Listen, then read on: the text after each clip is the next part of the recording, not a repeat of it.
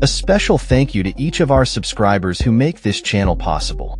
Here's today's story. In a stark reminder of the ongoing conflict that has plagued Ukraine, a series of devastating airstrikes were launched by Russian forces overnight, targeting key cities across the nation. As Ukrainian President Volodymyr Zelenskyy prepares for a crucial meeting with U.S. President Donald Trump in Washington, the violence has intensified, leading to tragic civilian casualties and widespread destruction. Local media reports indicate that cities including Kyiv, Kharkiv, Donetsk, Dnipropetrovsk, Odessa, and Sumy were struck, with a particularly harrowing drone attack in Kharkiv resulting in the deaths of a toddler, a 16-year-old, and 5 others. The Ukrainian Minister of Foreign Affairs, Andriy Sybiha, condemned these attacks, stating, "Despite all of the diplomacy and peace efforts, Russia continues to kill civilians. Russia is a murderous war machine that Ukraine is holding back, and it must be stopped through transatlantic unity and pressure." Zelenskyy echoed these sentiments, characterizing the strikes as a cynical attempt by Russia to undermine diplomatic efforts aimed at resolving the conflict. He highlighted the tragic loss of life and the injuries sustained by dozens, including children, in the Kharkiv attack.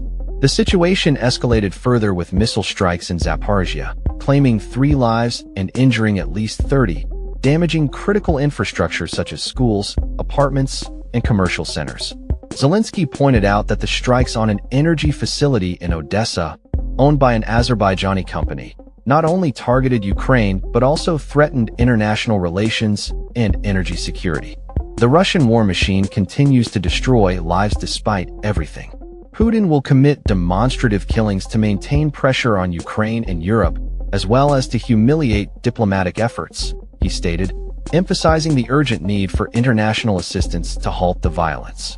In a turn of events, Russian state media claimed that Ukraine had conducted a drone strike in Donetsk, resulting in the death of a 62-year-old woman, further complicating the narrative surrounding the conflict. As Zelenskyy and Trump prepare for their meeting, both leaders expressed hope that their discussions could pave the way for trilateral talks involving Russian President Vladimir Putin to bring an end to the war. Trump, fresh off a meeting with Putin, indicated that the responsibility now lies with Zelenskyy to consider concessions that could lead to peace. "If everything works out today, we'll have a trial," Trump stated, referring to the potential 3-way discussions. The meeting is seen as a critical moment for Ukraine, with European leaders also in attendance, aiming to solidify support for Ukraine's interests and security guarantees. European Commission President Ursula von der Leyen, French President Emmanuel Macron, and other key leaders are expected to address the pressing need for a unified approach to safeguard Ukraine from further Russian aggression. As discussions unfold, the focus will be on establishing a durable peace and exploring all possible solutions to ensure justice and security for the region. The backdrop of ongoing violence underscores the urgency of these talks, as the world watches closely to see if diplomatic efforts can finally lead to an end to the hostilities that have caused immense suffering in Ukraine. That's all for this story. We upload videos every day covering many different subjects, so hit that subscribe button to stay informed. Thanks for watching.